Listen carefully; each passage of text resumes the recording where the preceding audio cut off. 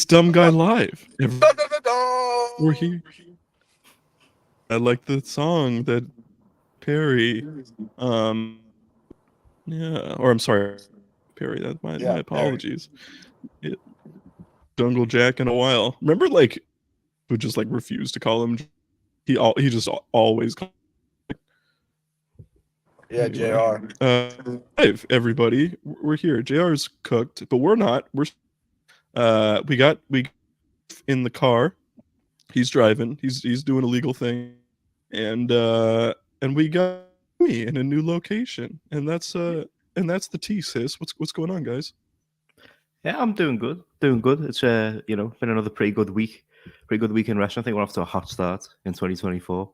I'd say a very good week in wrestling. Yeah, it's always the case especially with the kind of stuff we cover with kind of Wrestle Kingdom week.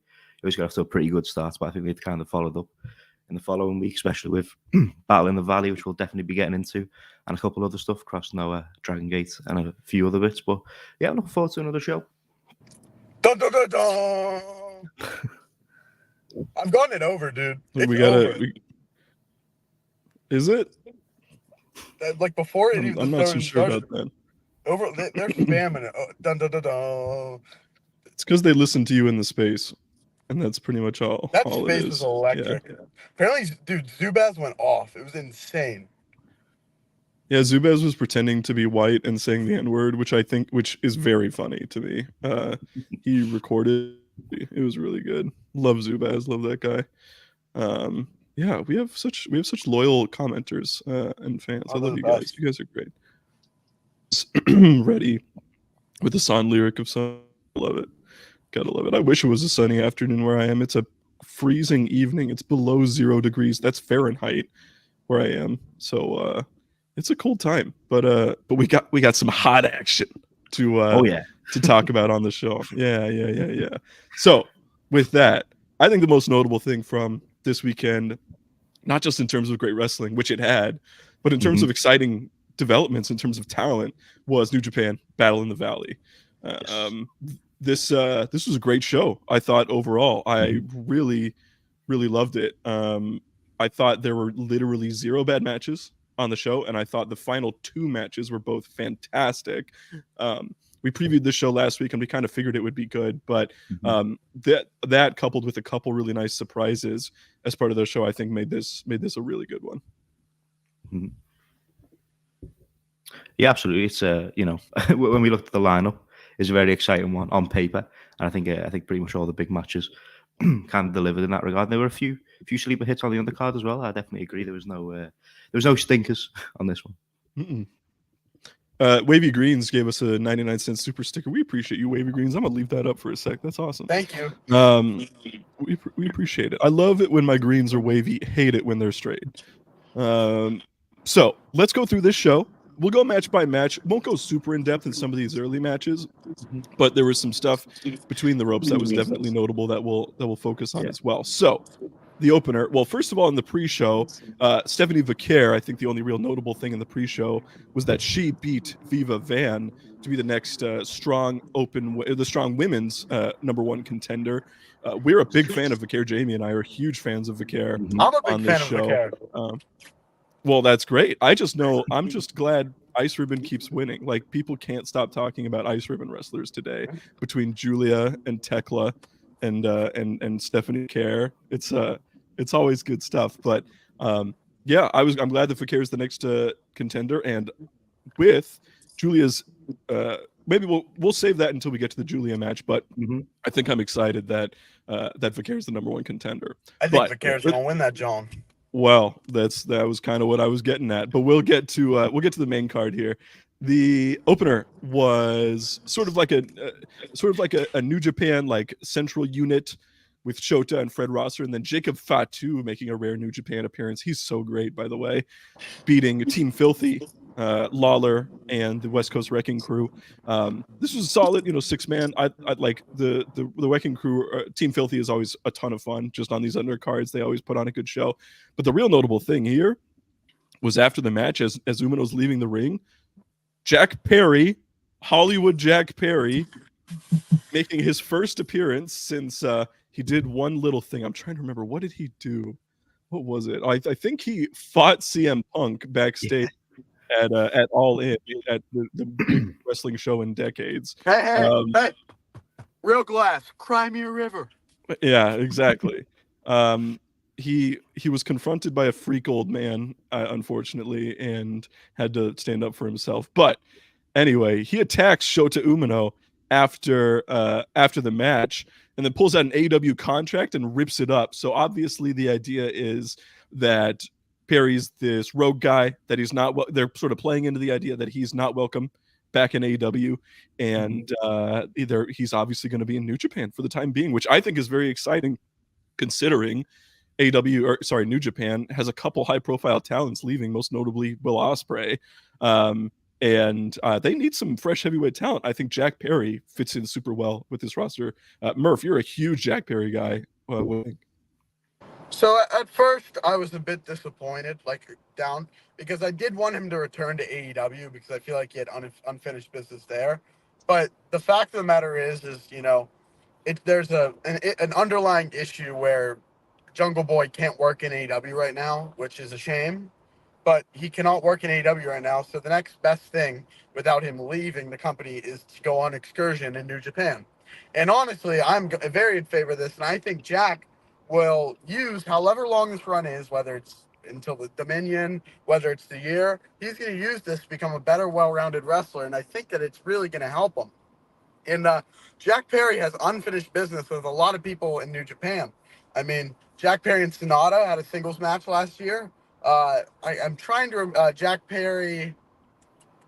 It was unfinished business with Sonata. We'll just leave it at that. But Jack Perry in New Japan, it's a lot of fresh matchups, and he's going to be a way better, well-rounded wrestler before he eventually, hopefully, returns to AEW down the line. Mm-hmm. Yeah, pretty much agree with what Murph said. I think kind of in AEW, he kind of hit his ceiling as Jungle Boy, and then obviously kind of the Hollywood Jack Perry experiment didn't exactly work out for him. I don't think that was really the right kind of route for him. But he definitely needed a character change.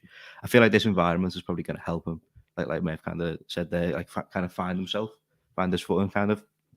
It'd be interesting to see what kind of direction they go in. They're obviously going with the scapegoat thing. Looking forward to seeing who he's kind of targeting moving forward. We obviously know his first match seemingly is going to be with Shota Umino, which should be a great one. Very interested to see how those two get on in there. But yeah, I think Jack Perry in New Japan is a very, very intriguing prospect. There's a few other people coming into New Japan, which we'll get into later, but it's very exciting times. And then the only thing else I'll add on to this kind of portion of the show is I am preparing a legal team that will get Jacob Fatu into Japan. Matter. Yeah. Jacob Fatu did not do it. Anything you hear, he didn't do it. He needs to go to Japan for the G1. He did nothing wrong. Your Honor, have you considered his Samoan drop? Come on. Have you considered he's better than one of the like the fourth most put in the main roster in WWE? So he's like the same guy too. Yeah, no, Jacob Fatu's awesome. I've known that for a while. I think we've all kind of known that for a while. But I mean, and he's not been in there with like the best of wrestling, and he's still managed to stand out. I would love for him to get consistent play in New Japan. I think that would be great. One last note on Jack Perry for me. I think people forget. So I thought the Hollywood gimmick was trash. I thought it was like so terrible, like one of the worst gimmicks like in AW history. Convincing, just garbage. With that being said, he was on a streak of some really great matches with the FTW title run, I thought, in his last and before the fight, obviously. He had some fun matches with Hook. The match, of course, he was in that in the semi-main of Double or Nothing. That was just stellar. So I think in the ring, this bodes well for Jack Perry, who I've not been the of as a TV personality, but I've never questioned his between the ropes. In my opinion, I think one of the most underrated runs of the last couple of years was his tag title run with Luchasaurus, where, in my opinion, Jack Perry was doing most of the heavy lifting in the ring. But honestly, if you look at that match catalog, Jack Perry and Luchasaurus had one of the best runs in the I'm going to say this, in the history of tag team wrestling on TV. I mean, it was just stellar wrestling. I think they had like 4 matches over 4.5. Like, it was just unbelievable run. And, the Christian storyline was plagued by Christian getting hurt. But, Jack Perry's had a lot of bad luck some things he didn't do anything wrong. That has plagued his career the last couple of years, and I think Jack Perry getting a fresh start here and impressing and going back to AEW as a new man, it's a good business for everyone. All right, here we had a CMLL showcase match. Mascara Dorada and Volador Jr. beat Rocky Romero and Soberano Jr. Volador won with a destroyer. This is good action. It's a lot different than being in Arena Mexico when minutes, right? So it was solid, but it was nothing crazy or anything like that. These four have a better match in them in this configuration. David Finlay beat TJP in what I thought was a weird singles match when it was debuted, like a heavyweight guy who's a champion against a junior guy who's also a champion, right? Which is kind of weird. Junior tag champion, right? So I actually thought this match was really good. I still do not give one shit about David Finlay. I did think the wrestling was very good in this one. Mm-hmm. Yeah, agreed. Nothing like kind of obviously nothing outstanding, but also nothing kind of terrible in there. But pretty standard stuff for Finlay and for TJP. But yeah, it's just we've been saying it for seemingly months now with Finlay, but it's just like he's just very much not him, and it was pretty evident again here. So more of the same. He's just so uninteresting. He looks like a kid who's trying to be like Jay White for Halloween. I mean, it's like really just so bad. It's like such crap. I mean, it needs New Japan are smart bookers, and they need to realize course correct. You got a guy, and we'll get to this later. You have a guy who faced Eddie Kingston who is everything what Finlay is, but a lot better and a lot more better on the mic. I just think that this Finlay thing is just so dumb, and it needs to end like now. My best hope is that they're just saving whatever they're gonna do with hopefully Kid winning this title until like Sakura Genesis or even Dominion or something like that. Mm-hmm. And that they eventually do the Bullet Club, turn on the leader and Kid is the champion. That's my best hope. So we'll see. We had the New Japan Strong Openweight Tag Team Championships. God, LP, and Hikuleo beat the Bullet Club War Dogs, Alex Coughlin and Clark Connors, which was interesting to see them teaming and not Gabe Kidd.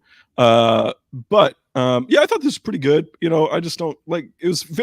I hate to sound like a broken record again with this championship team, but I don't care about them at all. And the matches that are booked for the tag titles in the Japanese tour coming up are terrible, in my opinion. They're defending the Strong titles against Chase Owens and Kenta on the 20th, so like this Saturday.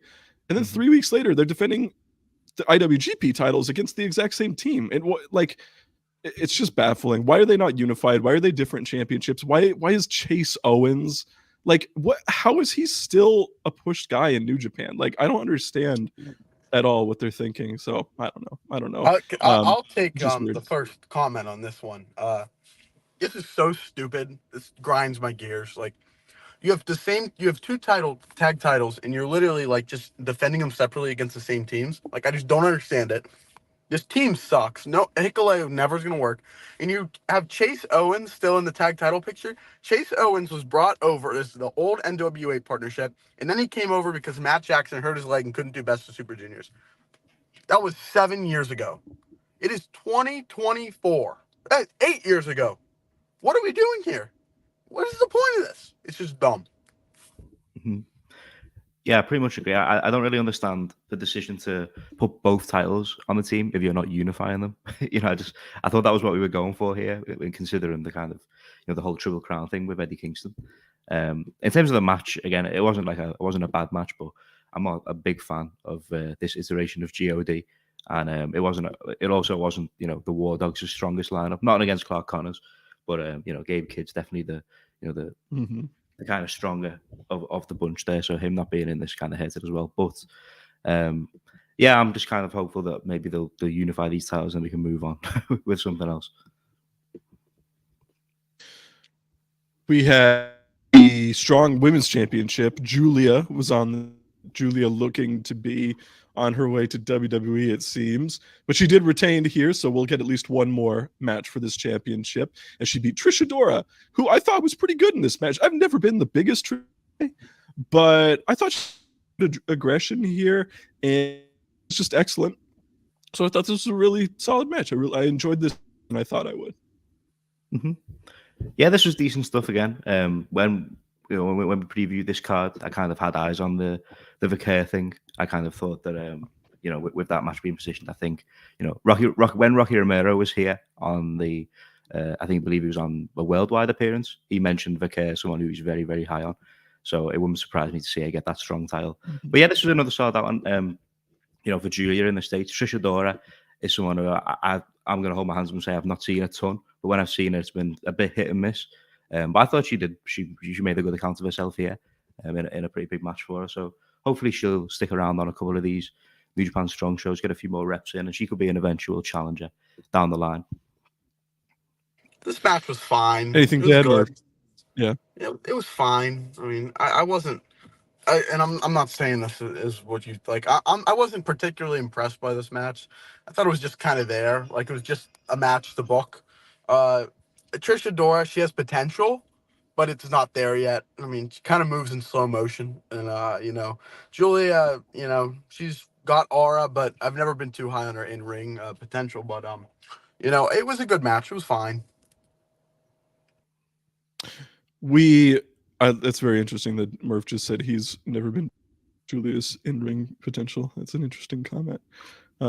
If only there was somebody else we knew who was like that. But anyway, I thought what was interesting after this match was a video package for one Mustafa Ali, fresh off of his first indie appearance. He wrestled for the French promotion. Now I'm forgetting what it was. It's like NCL or something like that. In a match that I thought was really good.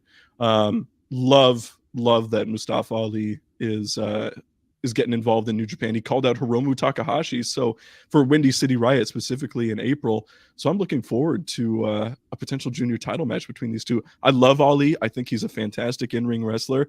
And he never really got like the best push. Obviously, he was intended for one 2018 or 2019, I guess, but Kofi Mania sort of shut that off. So I'm looking forward to seeing what he can do. Mm-hmm. Yeah, it's an interesting one with Ali. He obviously, there's been a push there for a long, long time for him to get more opportunities. He's kind of like the face of the, whenever these kind of underrated conversations popped up and underutilized, he was always kind of at the forefront of those. I'll be honest, I've never been a huge Ali guy. I always kind of thought that he was a little kind of overrated on the kind of, because of how underutilized he was. I feel like people kind of overhyped him. Although now he's jacked, so I'm willing to give him more of a shot, But yeah, I think in a new environment and especially against someone like Hiromu Takahashi, will be very exciting. The only other thing is I thought this was, when this flashed up, I assumed it was a junior title match, and then I remembered that Hiromu doesn't have the belt anymore. That's how long I literally thought it was, just thinking about it. Holy shit, that's crazy. He had that belt for so long. He's so it's Desperado. That's crazy, man. Mm-hmm. Man, I got worked. Anyway. Yeah. What do you got? I have to say this. I apologize. I'm gonna apologize to the Dumb Guy Live faithful, the people that watch our show. I apologize about last week. During the Beast of the Week, I gave my Beast of the Week to Tony Khan, and I apologize because this guy been sleeping for a week, and you know what? Good for New Japan. Good for TNA. This guy has fallen asleep. He lets Mustafa Ali go to New Japan. He lets Nick Nemeth go to fucking Impact Wrestling. This guy has had the worst week of of his entire career because he is incompetent, and he hires mid-women's wrestlers like Deonna Purrazzo, and he hires guys that no one cares about. I'm telling you, I will never make him Beast of the Week ever again. I apologize. I'm sorry. And good for New Japan for getting two great stars, which is we're a pro podcast, so good for New Japan because Tony Khan has been sleeping and he did not want Mustafa Ali 2024 and he's a wanted man, Nick Nemeth. So I apologize for my Beast of the Week. I will be better, and I'm sorry to the Dumb Guy Live faithful. Yeah, this is fine by me because I don't really care about AW right now. So I'm completely fine with all these guys being elsewhere. I really would love Nick Nemeth to just be a full-time New Japan guy. Like that's kind of my one that I'm like, oh, they really, really value the way we do. But yeah, difficult to complain when you got all this fresh talent coming in. Mm-hmm. Speaking of fresh talent, we had TMDK against Matt Riddle and a mystery partner. It was Saber and Tito was the TMDK team. And I pod last week, the partner ended up being Jeff Cobb. So Chosen Bros reunited for the first time in like 5 years, which I thought was exciting. And I thought Riddle showed good little showcase match for him. You knew that it was going to be Riddle pinning Tito, no matter pretty much what the configuration of wrestlers was. Exactly what it was with the what's he called? The bro Derek. Is that what it is? What does he call the floating bro? No, that's his. But yeah, I really I think Riddle looked great in this. And ring stuff notwithstanding, I thought he looked match, and he's also somebody who I'm just so high on between the ropes. I would love in more high profile places outside of WWE. Mm-hmm. My signal going crazy. What's going on? Murph, am I on? What thought? So I'm a big Chosen Bros fan. Some Murph lore for you. I made one appearance in the American Legion post in Reseda.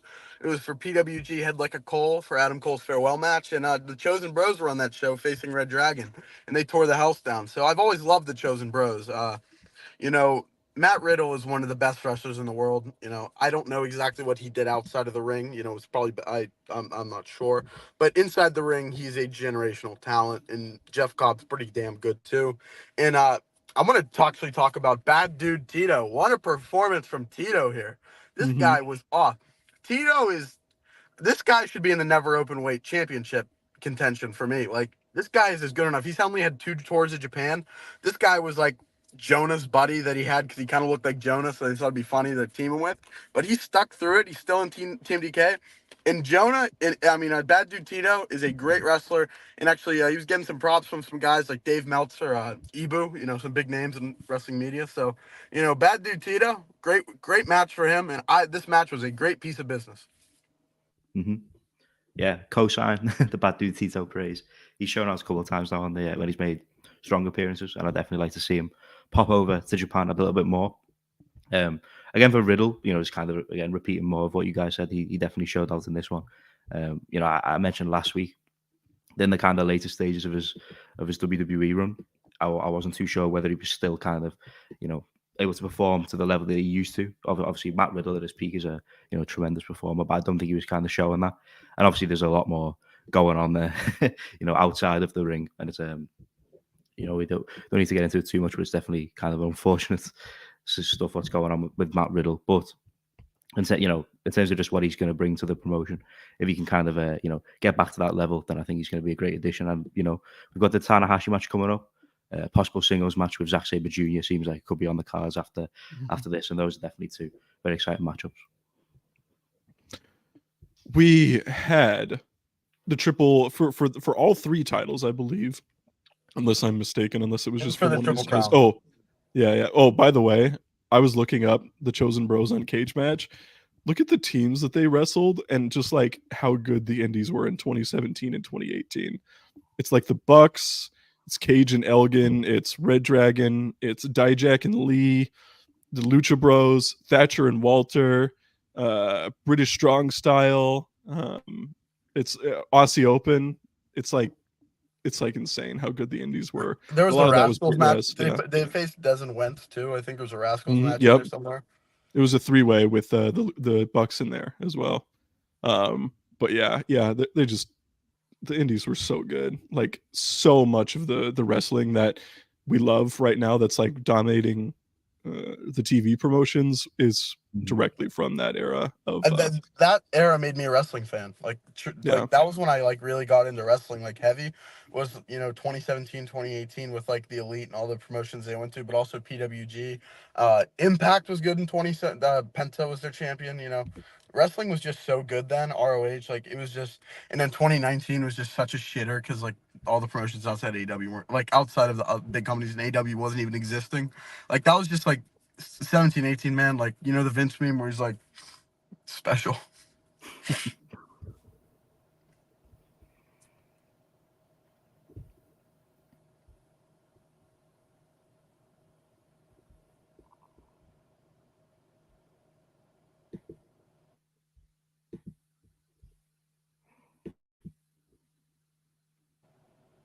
I could not hear him there. I could not. Yeah, I thought it was a me issue because my signal's being kind of crazy. But Your signal's yeah, been good. Everything's been clear for you. yeah, it may be a Parker issue where he's been buffering for me, and then I've been worried to jump over. So we'll But, just carry on the Triple Crown. mhm. You know, Gabe Kidd versus Eddie Kingston. I love this match. I think Eddie Kingston's great.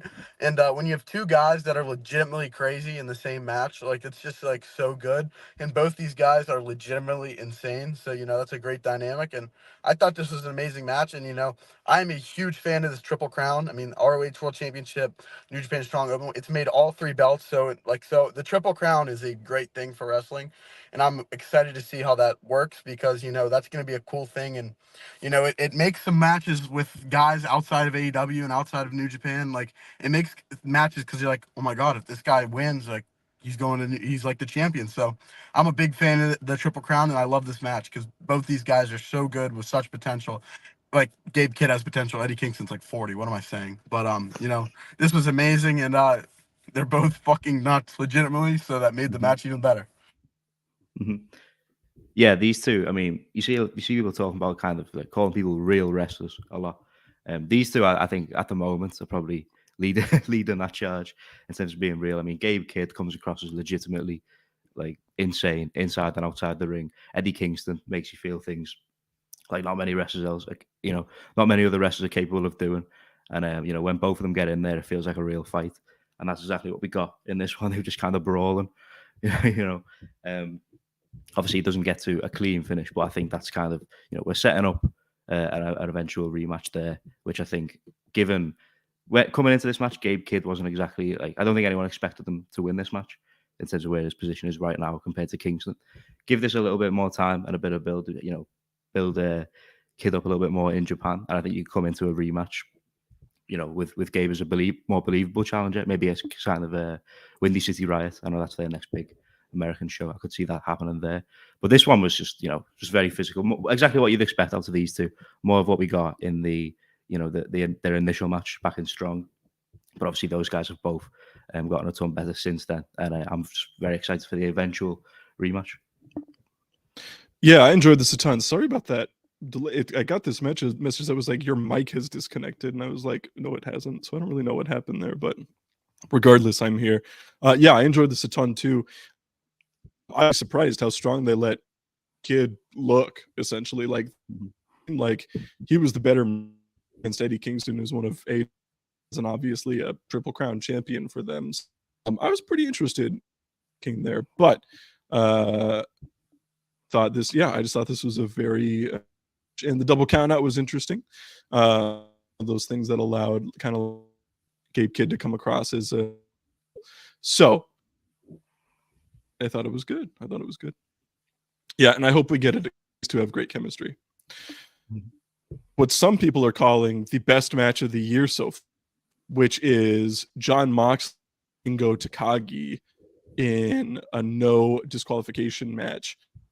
And let's take it away. Murph, go first because you're a Shingo fan out there. How'd you like this one?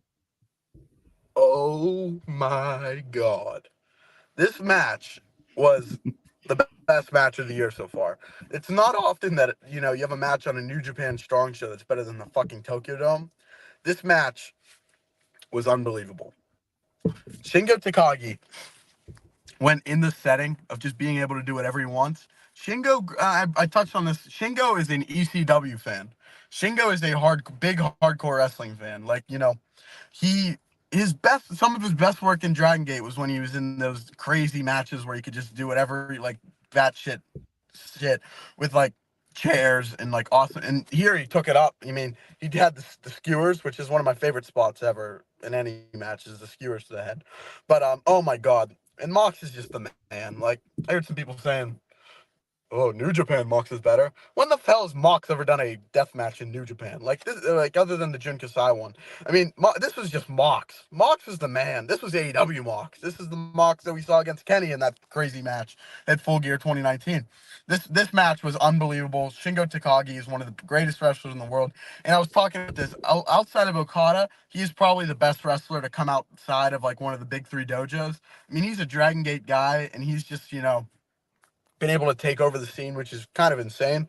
But no, Shingo's unreal. Mox is unreal. 5 stars, maybe even more. I don't know what Dave gave it, but he hasn't given it anything yet. It's Friday.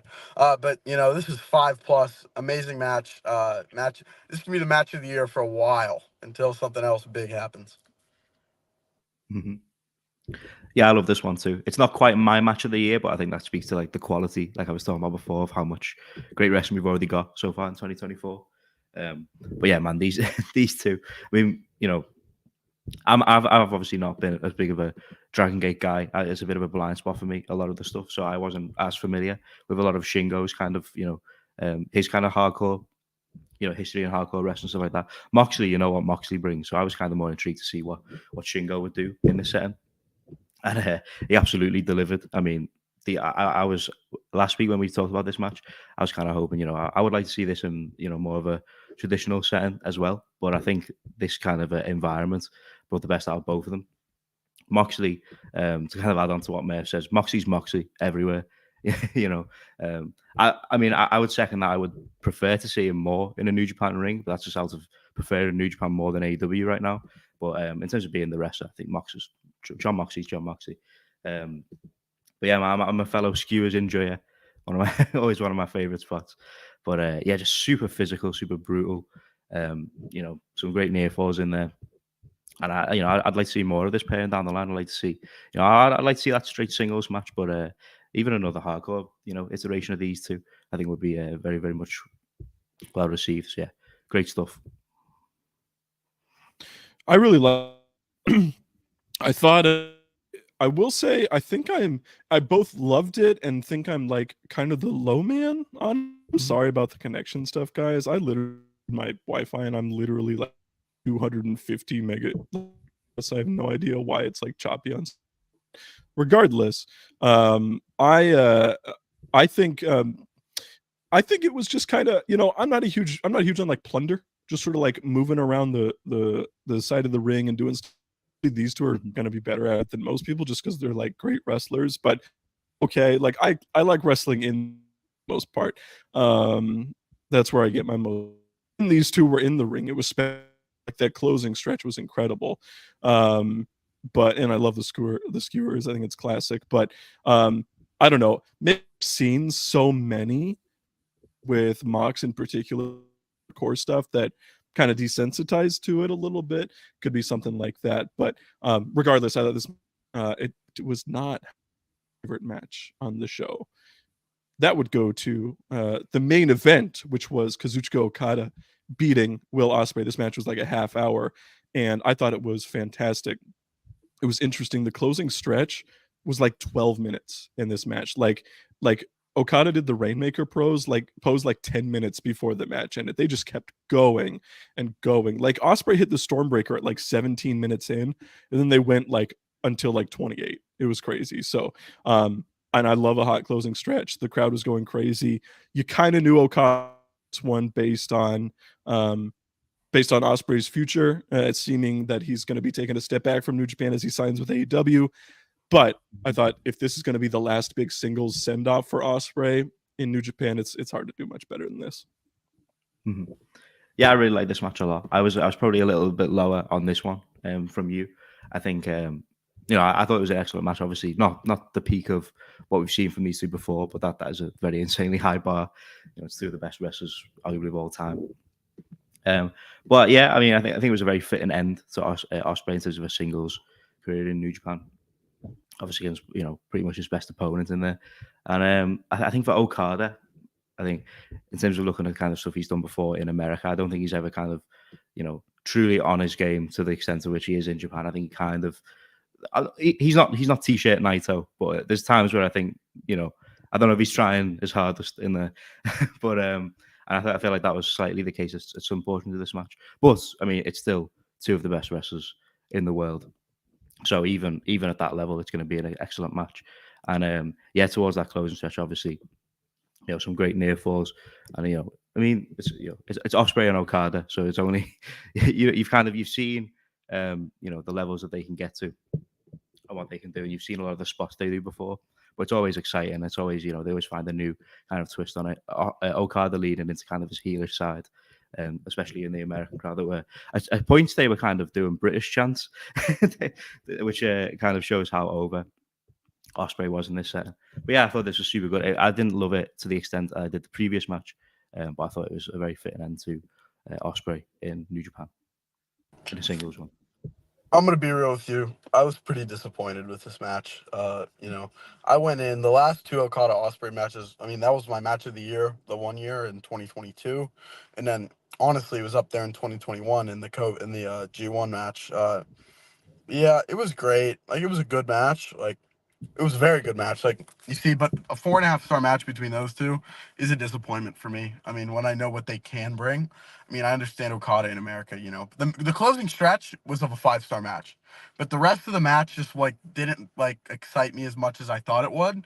So it was very similar to Okada Tanahashi in the Battle in the Valley last year, where I was expecting more and I was a bit disappointed by it. But, and the way it was built, like, I understand it, and it was a fitting end to Ospreay's New Japan run, as we know it, but outside of the cage match. All right, that was New Japan Battle in the Valley. I thought this was a great show overall. Really nothing to complain about, and a couple nice surprises to send us home happy. I'm looking forward to the future of New Japan. If they could just iron out some of this stuff, it's mostly like Bullet Club adjacent stuff, but then they'd be like on fire. But until then, we'll settle for mostly very, very good across the board. Are you guys, Murph? I know you are like chomping at the bit to talk about this. What, as we switch gears here, is Katsuhiko Nakajima cooking in All Japan right now? What's going on? Simon Inoki. Simon Inoki of shit. Wow. So let me set the stage. Charlie Dempsey wanted to work New Japan because his lizard pervert freak father wanted him to go to New Japan, even though he's in WWE, because that's where Regal feels he's most comfortable, even though, he lied and, didn't do anything. But we're not going to slander Regal too much, even though I'd love to. But Simon Inoki is basically making it so. Just listen to this. I'm setting the stage here. The president of All Japan, everyone hates, but he owns the company. So all these wrestlers are going to leave. Black Mensa left. Shuji Ishikawa left. All these great wrestlers are leaving. So there's going to be the fans are going to hate this All Japan president. The All Japan president's probably going to want to sell. You know who's going to sell it to? The WWE. Because Simon Inoki's been in his ear saying the WWE is a good thing for you guys. And why do you think Katsuhiko Nakajima decided he's Inoki now? He was Beast the first time. I thought it was pretty cool. But you know why he's acting like this? You know who his manager is? Simon Inoki. So this is hell. I don't know where we're going with this.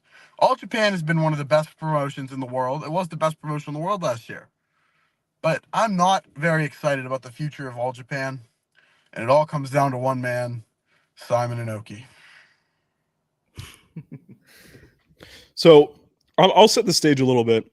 I think Murph has gotten into a little bit of conspiracy land there, but essentially, long story short, it was last year that Shuji Ishikawa is leaving All Japan, and then earlier this year it was also announced that also Yoshitatsu, and then earlier this year it was also announced that Black Mensa, who's been like a mid card guy, but he's been around forever, is also leaving All Japan.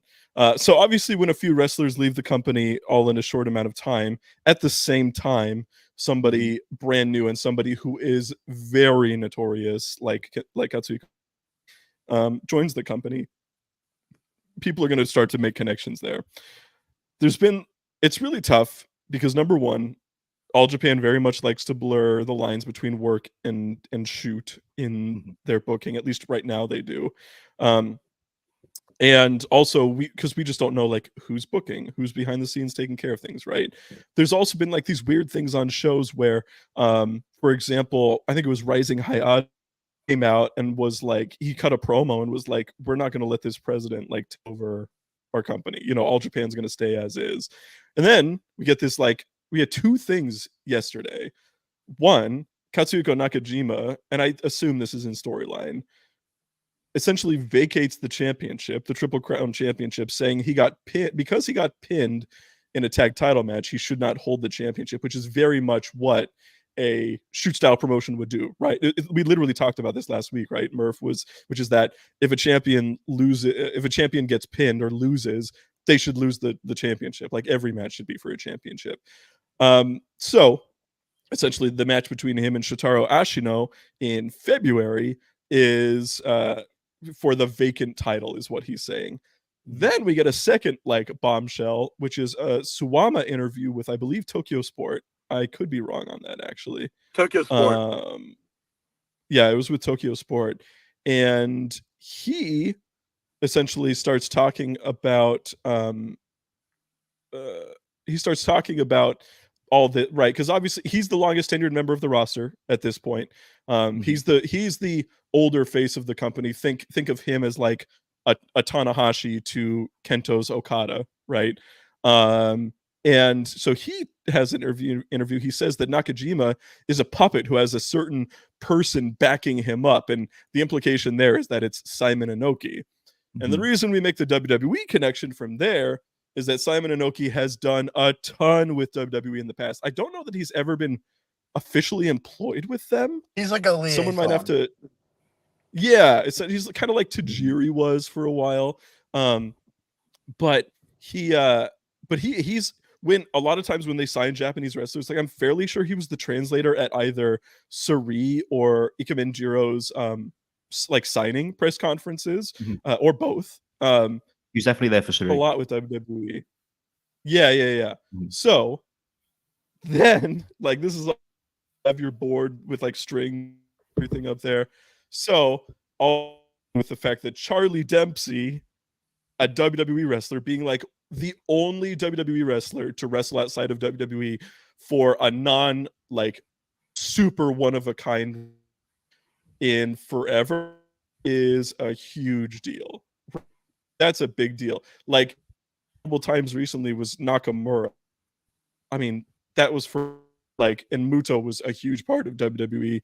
There's nobody in All Japan except for Jiro, who was just cut by them, who's ever spent time in WWE, right? So there's just lots of very weird things going on with this promotion, and it's interesting. I think it's a double-edged sword because it's definitely garnered. This is the most I've seen people talk about All Japan like ever since I've been a wrestling fan, and I'm just All Japan fans out there. I adore this promotion. I think it's legitimately the best wrestling promotion, at least on the men's side, in Japan.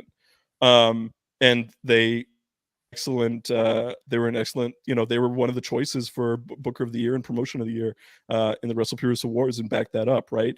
So it's been interesting to see them get all that attention. However, so it's not good. WWE scares me. It scares me so much. I really like All Japan is so good, and they are completely the antithesis of what WWE is. Like, I would say only Noah is farther away from what WWE is in Japan.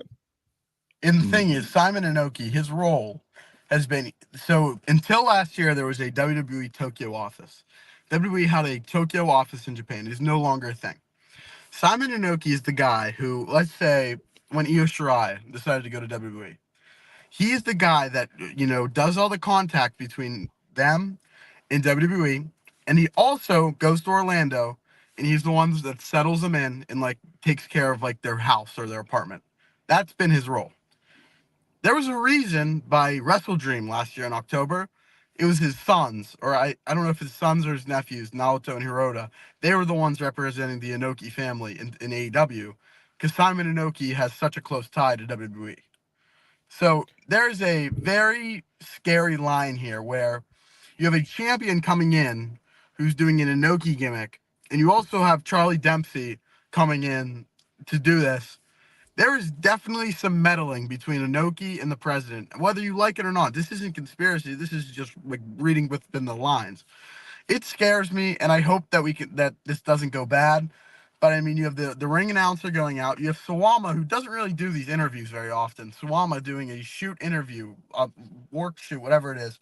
Yeah, I was Where gonna he say I think it's mostly a work, but still they're obviously very, leaning very into. clearly said that Yeah. Simon Inoki. So even if it is just some shitty work shoot angle, and I hate work shoot angles. Like AEW had like a bad like half of a year because of fucking work shoot angles. So I don't like this. This scares me as an All Japan fan, and I really hope this doesn't become anything bigger than it is. Mm-hmm. Yeah, so when this whole kind of thing kicked off with people leaving and the Dempsey thing, you know, there was a lot of people who were kind of putting two and two together, but I was kind of looking into it. I assumed the Dempsey thing initially was a Regal thing. It was something he wanted his son to do, and then the people leaving from a media standpoint, the reports from like the likes of Tokyo Sports, stuff like that, were more linking that to the actress partnership, which I don't really know what the kind of the thoughts are behind that, but that seemed to be the main cause for people like Yoshitatsu and stuff like that leaving. The inclusion and the kind of the apparent involvement of Simon Inoki is a very spooky prospect in this story, as both of you kind of pointed out. His history of kind of working for WWE in negotiating these kind of things is, kind of speaks for itself. So for him to be involved mainly with the guy who has been working with, the NXT wrestler that got sent over, and now a lot of wrestlers are leaving. That's, it's definitely something to monitor. It's, a lot of it does seem to be a bit of a, as you guys pointed out, a bit of a work shoot in parts. But that work part is still a little spooky in the prospect of the president selling up, maybe after a bit of backlash, and that kind of looming presence of Inoki is one to monitor. But in terms of Nakajima, he's just doing a bit of a Kensuke Sasaki, I think. I think that's the kind of idea behind his relinquishing of the championship. Yeah. So here's what I'm thinking. I always presume that things are works in wrestling. Like I always lean on the side of a work unless I've been told otherwise. And I think it's still, a lot of this stuff still technically is a work, in the sense that they're leaning into the way that I think a lot of companies do well, which is you lean into controversy a little bit. And if people are talking about you, All Japan has not had this international attention literally in like over it. And so you kind of lean into it to get that attention. But again, it's that double-edged sword that's like, oh man, All Japan has been so good for years. I've loved it with Kento Miyahara and Yuma Aoyagi and Suwama. Those big three have just been incredible for me. But then seeing the growth of the Atsuki Aoyagi and Hayato and Hikaru Sato and now Dan Tamura on top. And then you get these sort of tangential heavyweight contenders like Shotaro Ashino and Ryuki Honda. And then there's freelancers who are in the mix right now like Suzuki and Naruki Doi and people like that. And it's just like such a great promotion that anything that messes that up, and I mean, they have the best crowds in wrestling right now, except for maybe CLMLL. Anything that messes with that very much worries me. Like they got a good thing going. Don't mess with it. Don't mess with it too much. I love Nakajima as champion right now. I think he's been incredible.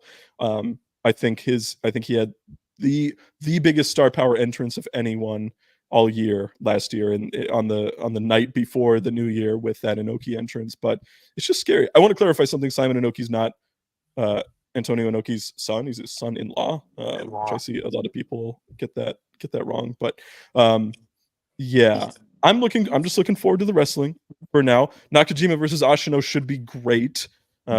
Coming up here. What else do we have coming up? We just had the Masanobu Fuchi 50th anniversary show where he got to take on Yuma Anzai, which was a huge spot for Anzai. Anzai, by the way, is taking on Kaito Kiyomiya for a Nippon TV anniversary show at Korakuen that's not sponsored by any one promotion. So that's exciting. I mean, we've got Dan Tomorrow versus Koji Iwamoto, who's been MIA for years and he's finally back. One of the best juniors in Japan. Like Takeshita is coming in, so like he's an AEW signed talent. Obviously, they're not entering some like exclusive deal with WWE as of yet. But yeah, it's just a little worrying, and I think I don't know. I don't want to be a doomer because I don't like there's a lot of people who freak out on wrestling Twitter about things that really aren't that big of a deal in the grand scheme of things. So I'm gonna let it play out for now, but there's just a lot. There's just a lot going on. Anything to add, Murph? It's got to be realistic with this, to be honest with you. Like you can like downplay it, but you know, anytime WWE is like within a different promotion, I mean, it usually spells like something. Like they don't usually do one-offs. I mean, you know, not very rarely. They did like one with Noah, but you know, it scares me, and I don't want NXT Japan to be All Japan because that would be pretty terrible. So you know, I'm just having cautious optimism. Like I feel optimistic that it's gonna be not that big of a deal, but you have to just be ready since it's WWE. Okay, so we'll see. I'm gonna keep being a fan until otherwise. I still love the promotion. Shuji, I mean, if you love, I imagine there's like one or two people who love the All Japan undercard like I do. But really, the only one who super matters out of the departures right now is Shuji Ishikawa. That's tough. Which is tough. With that being said, he's not like an All Japan guy through and through. I think him being sort of thought of as the booker made him seem like more of an All Japan guy than he actually was. But like he's always sort of drifted in between promotions throughout his career. Well, yeah, and I would say most people associate him with DDT throughout his career. So I'm not super worried about that. And I mean, he's never stayed in one place for more than like 5 years at a time anyway.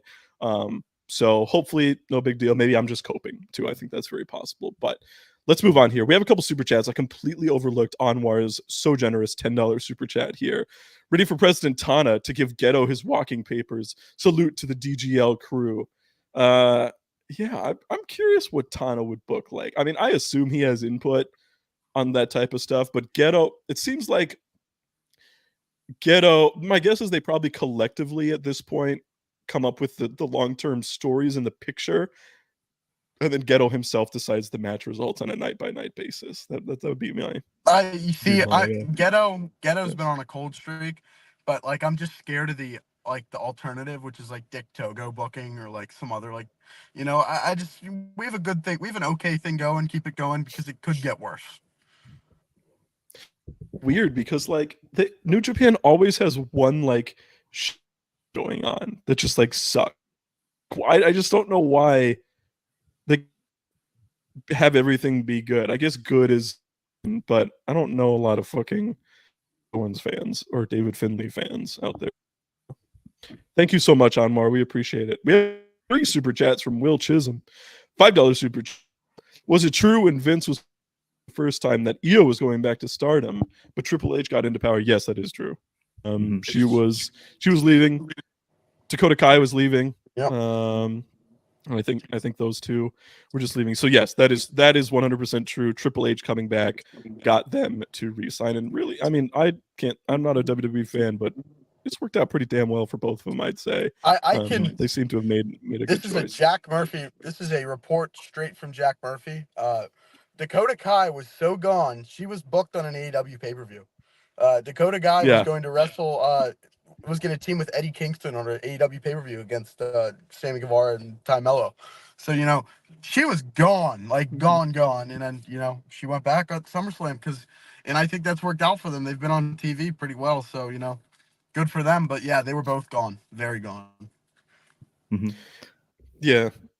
Go ahead, Jamie. Yeah, I mean, just, you know, kind of agreeing with what Parker said. It's definitely worked out, particularly for Io. I mean, she's like the women's champion right now. But, you know, as a big Stardom fan, I was very sad when that kind of sequence of events happened. I was very much looking forward to a possible Io return. But, you know, she's the champion over there, so I'm not going to knock her. Another super chat from Will Chisholm, $10 this time. Following the Julia stuff, it does look some type of way that It looks like Stardom made her faction break up. What do they know that we don't know? It came out of nowhere. Well, unfortunately, Will, I hate to be the bearer of bad news, but we kind of do know. Yeah. She's going to WWE. Like, I don't know what else to tell y'all. I guess sometimes we're a little too informed, and sometimes I forget what people know and don't know. But it's not happening, folks. There's a reason DDM is over. There's a reason Micah's champion, and there's a reason that they worked hard to set up the next strong openweight championship contender immediately on the Battle in the Valley show, which is disappointing to me. I'm not one of these people. I rag on it a lot, but I really don't think WWE is that bad, top to bottom anymore. I think it's okay. I think the TV is pretty boring, but the pay-per-views are usually really good. It's just not at all what I like out of wrestling. Like, just all the fucking like commercials. I watched Drew versus Seth for the world title because I really like both wrestlers, and people said it was really good. And I was just like, it took so fucking long to get going. It went through like 2 commercial breaks before anything happened. And it's just so formulaic back and forth. And luckily, pay-per-views, they break out of those formulas. But when it's on TV, it's pretty standard what you're gonna get. It's just like But, people bitch yeah. about Dynamite being so like fast paced and like shit, but I love that compared to WWE where everything just takes forever. I mean, it's just like the TV is so bad and the pay-per-views are. We lost you, Murph. He's gone. It's okay. Yeah, he was going off. The phone couldn't handle his heat. Yeah, I mean, for me, I think there are things, and this is somebody who doesn't watch WWE TV or AEW TV unless it's like a great match anymore.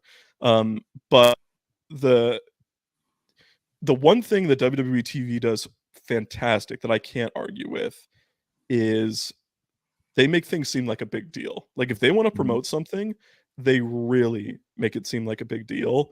And I don't think there's any reason why AEW can't do that. The video package for Rollins versus Drew, like, I was like, oh, okay, here we go. We're getting pretty hype here. We're getting here. Yeah, it's so I don't know. But yeah. Any thoughts on Julia, Jamie? Yeah, it's it's a frustrating one. We've talked about it a little bit in a couple of different podcasts now. It's always seemed inevitable. The type of wrestler Julia is. She's talking about WWE making things seem like a big deal. Her star power and presence is something that I think is going to very easily translate to an American audience. My worry is, like, as a fan of her as a performer, there are times where I feel like she's the best women's wrestler in the world. Her style, I don't know how well that will translate to American TV wrestling. She's kind of like a brawler. She'll headbutt people and punch them in the face. I don't know exactly how well that's going to translate. I imagine they're going to throw her in NXT in a similar deal to Dragon Lee, and they'll kind of get her working a bit more to their style, which it isn't ideal for what I kind of want to see. But in terms of Julia, as a fan of Julia and where she's going to go in her career, I can see her being a very, very big deal over there. So it's one of them. And then in terms of Stardom, it's going to give us some exciting, new directions. Micah seems like she's going to get a new stable as champion. So it'll mean, as much as it's disappointing to see her go, Julia, it'll give some wrestlers a few different directions. So it'll be interesting to see where they go with it. Yet another super chat from Will Chisholm. Thank you so much, Will. We really appreciate it.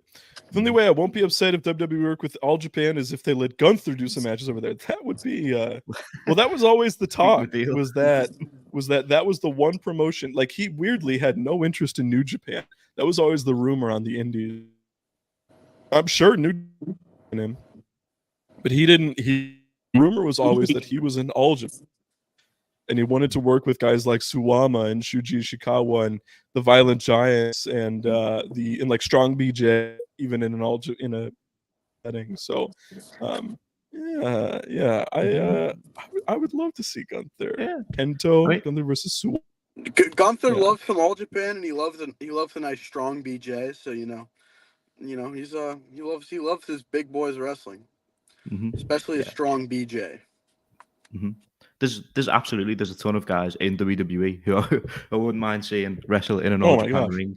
It's obviously more a case of the actual business implications of that. I would love to see Sheamus. That's my number one. That's there's that. I would love to see him. I think you might see Sheamus in that setting soon. I think you might. I would love to see him in a G1 too. That'd be great. That's a great shout. That's a good one. Okay, fellas. There was a rematch this past week of what a lot of people would say is the greatest match in Dragon Gate pro wrestling history. And we got it in the main event of Korakuen Hall. We've already talked about this guy on this show, but it was Shingo Takagi against the Iron Man of Dragon Gate, Masaki Mochizuki. Oh my gosh, the chance for him in that main event, crowd was out of their minds for it. This match was fantastic. This match was so freaking good. Guys, I love their chemistry. This is what I want out of Dragon Gate. Just great wrestling. And it's different than everything else. Everything like every highest end of Dragon Gate wrestling isn't, aside from their story-based stuff like the 10-man tags or whatever, the cage match, it's not necessarily more epic than other promotions, but everything is just tighter and crisper and like a little bit more impactful and hard-hitting.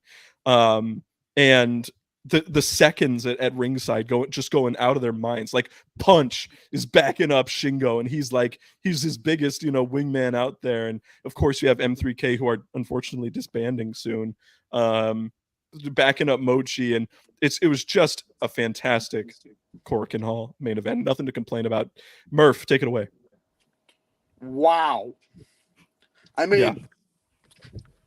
Mochi comes out. The crowd is it felt like an old Dragon Gate show. How Dragon Gate lies about their Korakuen. They didn't lie about shit here. That was a packed building. There was super no vacancy, as they said. Because, they say that because they're not going to sell any less tickets than they have to, even if they have to lie. They sold every fucking ticket in that building. And my God, when Mochi came out, Mochi, like that shit was deafening. And then Shingo comes out to the shitty New Japan theme. He didn't come out to real music like Legend Falconry. But oh my God, that match, it was a love letter to Dragon Gate, is what I'd say. It was just, they hit everything.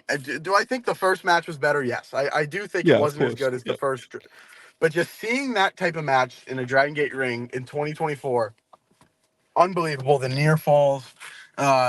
I'm struggling. Did he hit Made in Japan to win or Legend Falconry?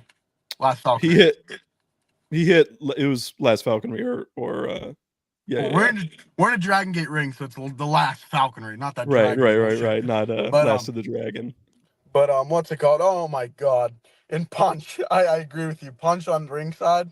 Punch is so awesome, dude. Like this is the first time I've actually enjoyed Punch in like any circumstance. Like he's so fucking useless, but he's funny. Him as the guy who hypes up Shingo, like that's the best use of Punch Tominaga they've ever come up with. No, Shingo and Punch have. I remember Shingo came last time when Shingo made his return a couple months ago. He was like, Jesus, this guy's still here. It was like awesome. Him and Punch. And that was like the best Punch match ever. It was like 4 minutes, but it was like the shit out of him. Yeah. No, that was unbelievable. Punch versus X. Yeah, that was very funny. This match was amazing. And I'm not gonna say Dragon Gate is back yet. I'm not gonna say yet.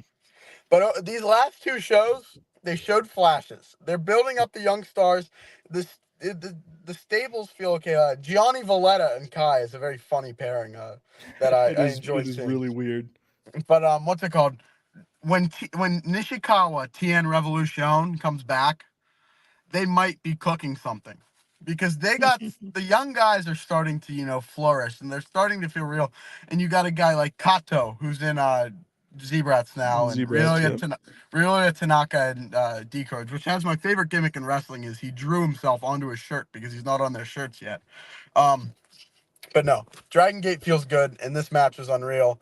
And I really just have a lot of hope for this promotion. And if you look at the card for their show in a couple weeks, Gate of Bayside, they're actually doing a big show in January, which Dragon Gate fans have wanted forever because they haven't had a big show until May, usually. And I'm feeling very optimistic about this promotion. And Diamante, I don't say that ridiculous Luis Monte. He's still Luis Monte, bro.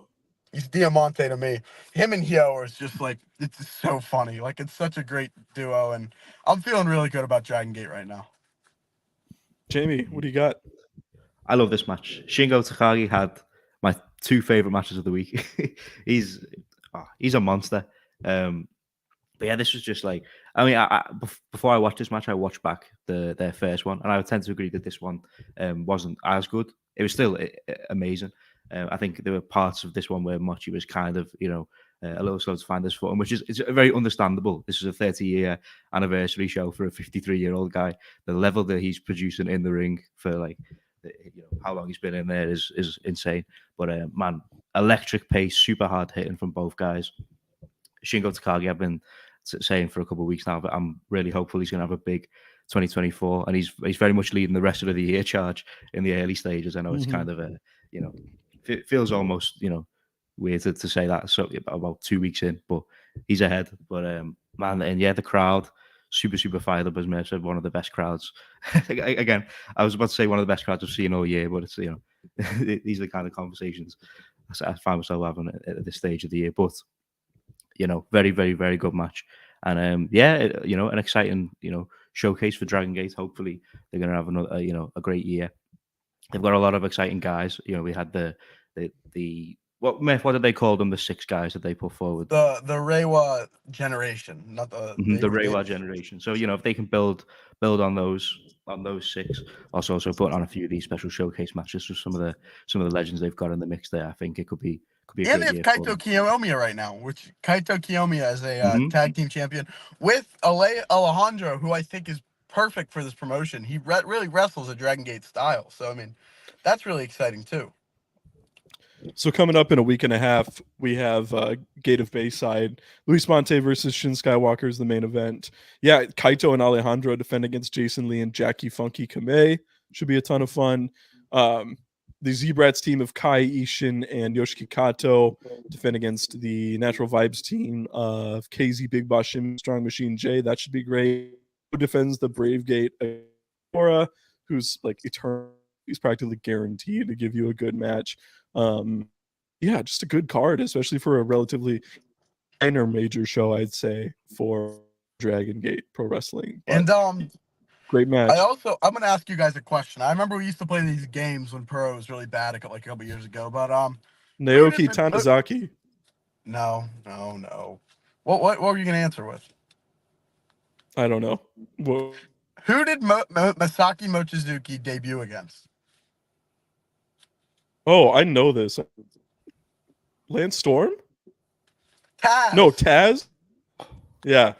He debuted against Taz. See, look, I'm a fucking cool guy. I know. In Katao Dojo, it was Pete Tazzello versus Masaki Mochizuki. That's right. Man, classic. He's been around for so long, and he's never missed in his entire career, and he's like showing no signs of slowing down. His son is literally an active member of the roster, and his son's going out on excursion. Mochizuki Jr. M3K's ending. Mochizuki Jr. Maybe they're. I wonder if he'll go to Mexico or not. I wonder if they're a little tentative about that after SBK and Takumi. I can tell you that they definitely are. There's some things they do in Mexico that they don't do in Japan, and it really gave SPK and Takuma some trouble. But he's going to Carrot Gold in Germany, which is a great spot, and we could even see Mochizuki Jr. versus Oscar Loeb. Loiba. I don't speak German. That's okay. Yeah, who would I want to see him against in Germany? Is Lucky Kid still a wrestler? Lucky Kid. No, he's in WWE, I think, right? I don't think so. I think he's not in there. No, they got rid of like almost all of those. I don't know. I always liked Bad Bones or whatever the hell his name was. There was some Bones guy that I've always popped me. Didn't he die? Or am I losing my mind?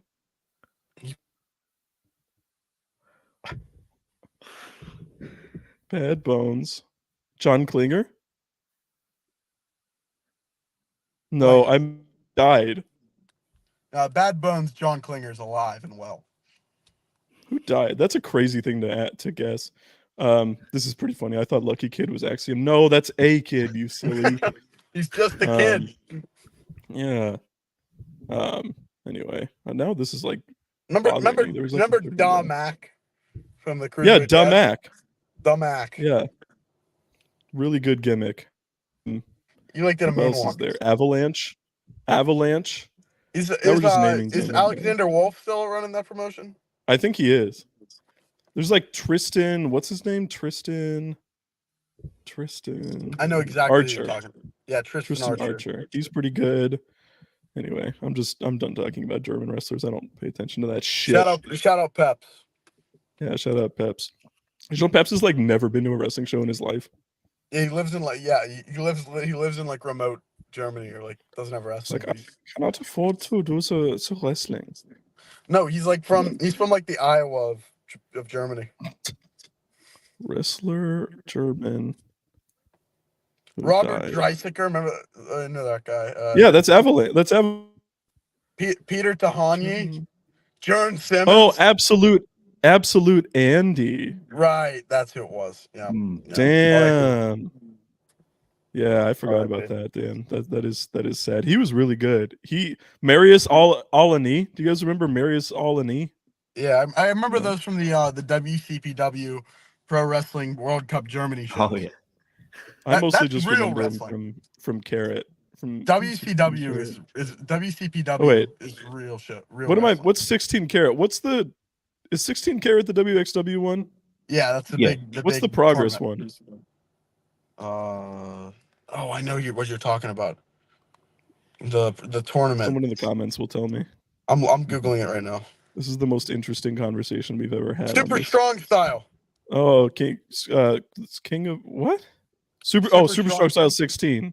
Yeah, Super Strong Style. Okay. All right. Anyway, enough of that.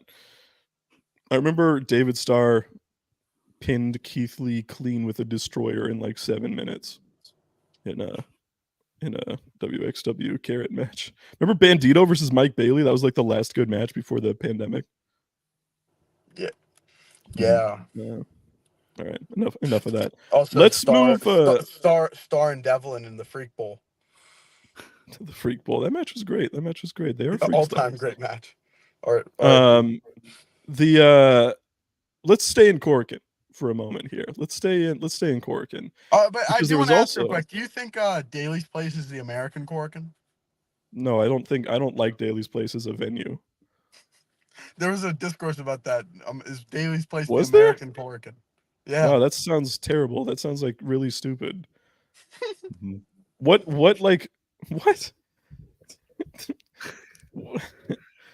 like incredible matches were at Daly's Place?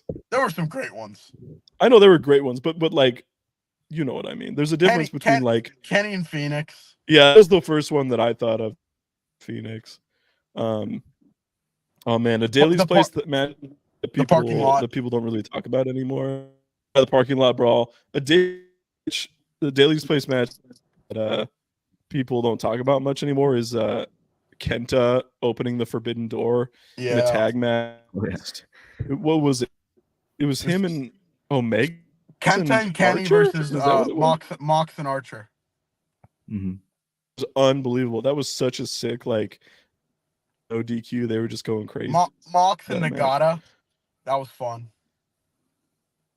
Mox and Nagata, yeah. Speaking of Yuji Nagata, he's taken on Jacob Fatu in a singles match in MLW. Damn.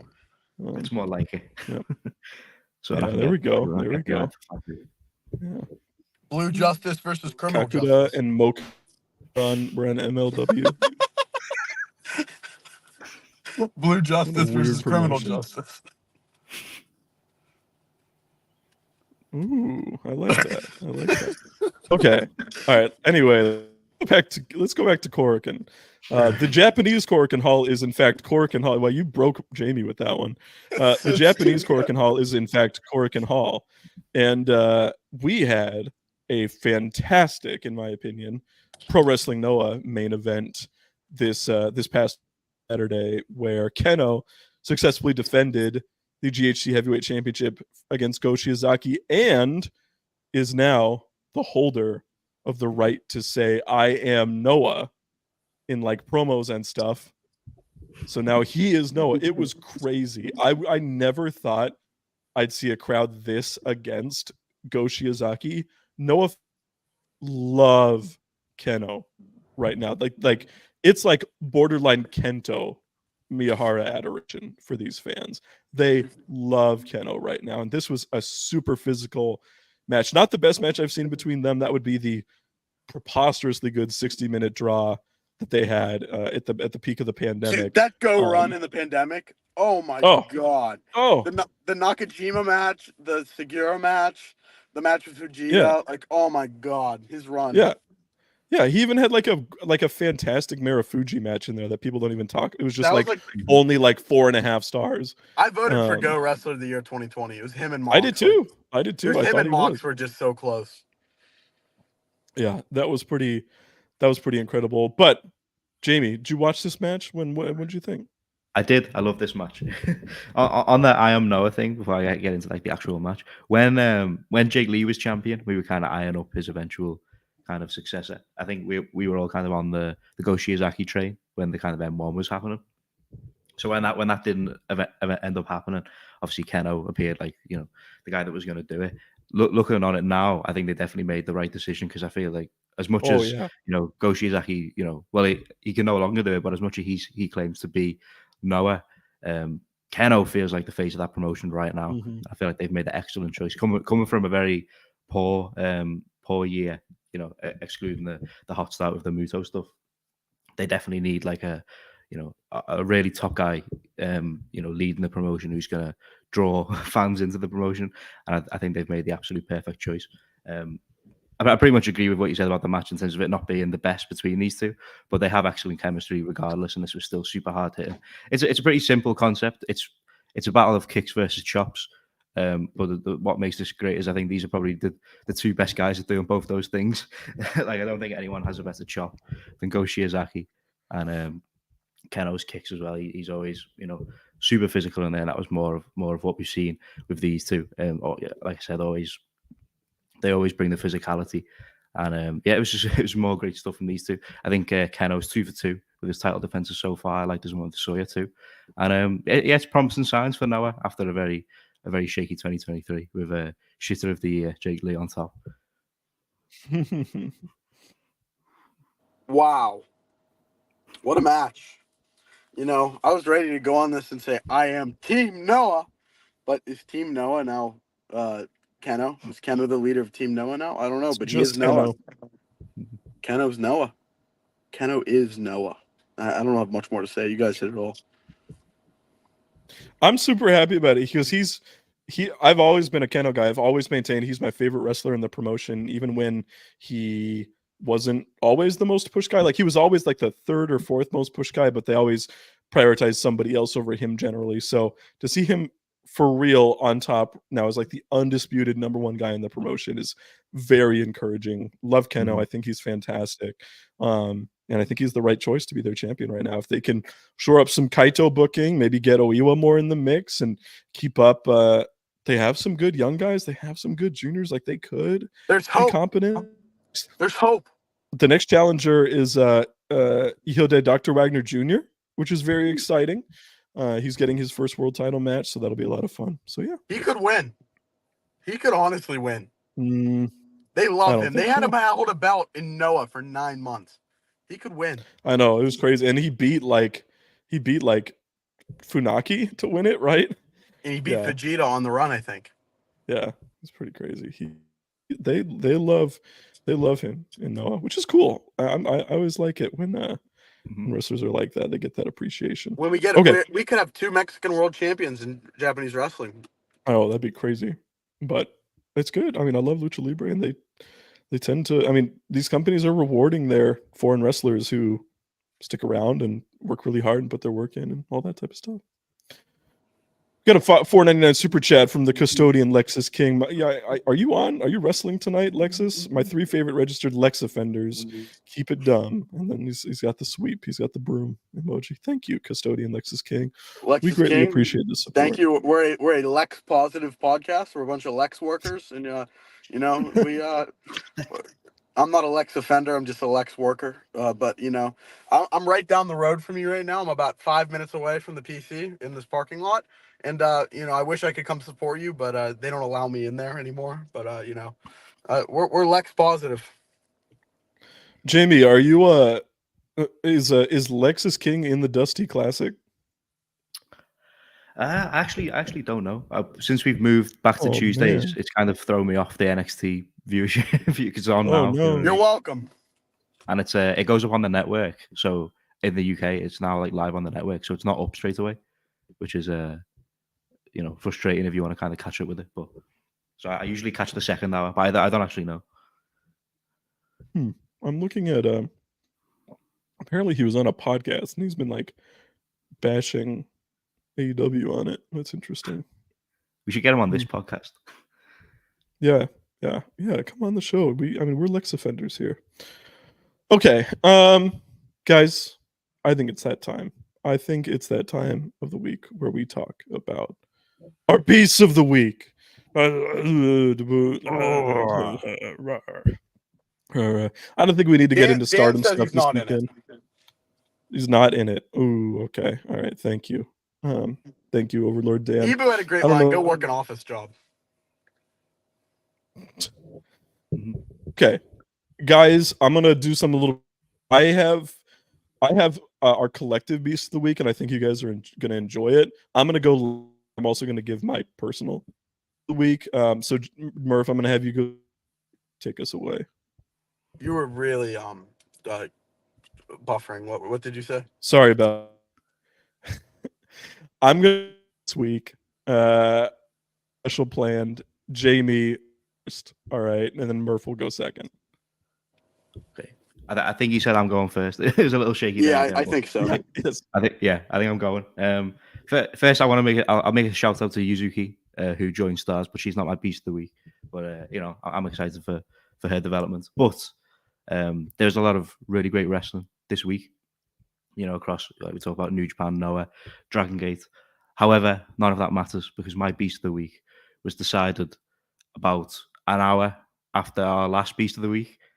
Because my beast of the week is the new NXT North American champion, Oba Femi, who cashed in his NXT Breakout Tournament contract, beat Dragon Lee. He's just the man. Are you an Oba feminist? I am an Oba feminist. I mean, I think it feels like he has the whole of WrestlePurus behind him. I mean, he certainly has Montel's back in. Do we have a choice with Monty as his biggest fan? Like, do we have a choice? That's this is company policy, and I'm also enforcing this rule. He is. I talked before about real wrestlers and Eddie Kingston and Gabe Kidd. He's there. They don't make wrestlers like Oba Femi. He's one of one. I'm very happy to see that they've pulled the trigger so early with him. They've strapped the rocket. He's going to be a star. He's 22.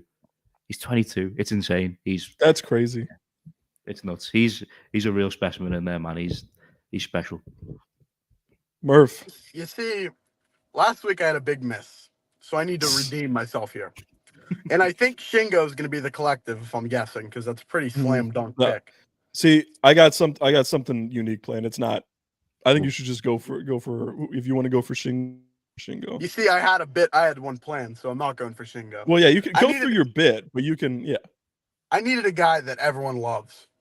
I needed a guy that is the boy from Rosario. I needed to go for the guy who had the best YouTube video I've seen in 2 years since I was a child. I have to go to the man who went from Adiemi's Army to Tennessee's Narnie. My beast of the week is Danny Aarons. So Danny Aarons, congrats! You are the beast of the week on Dumb Guy Live. That went over my head.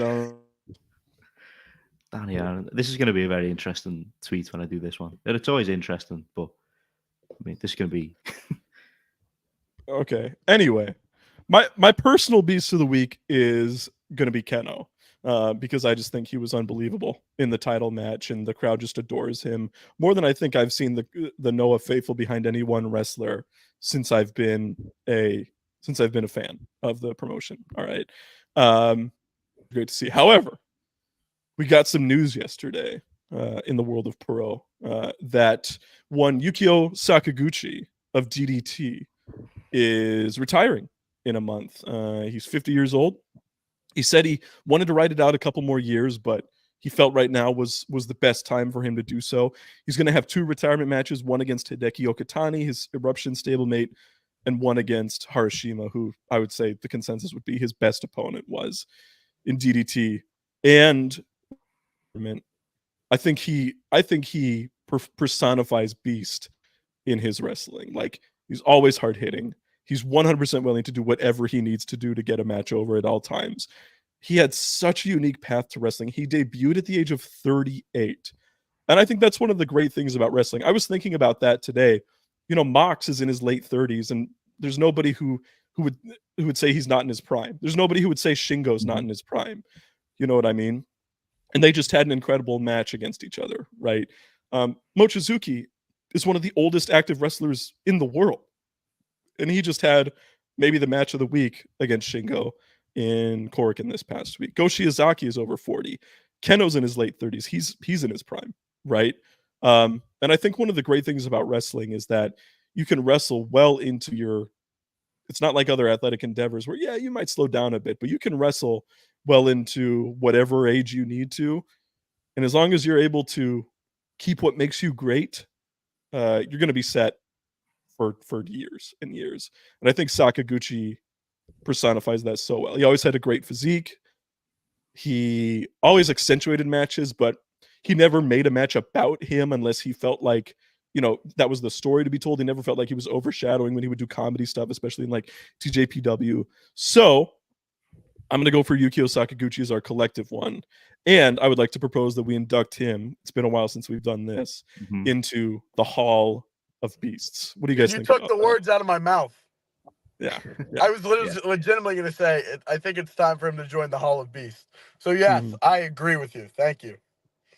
Yeah, I thought that was kind of where we were going with it, and you know, looking at the kind of the class we've got lined up already, and I think he'll be our 5th induction, and he fits right in.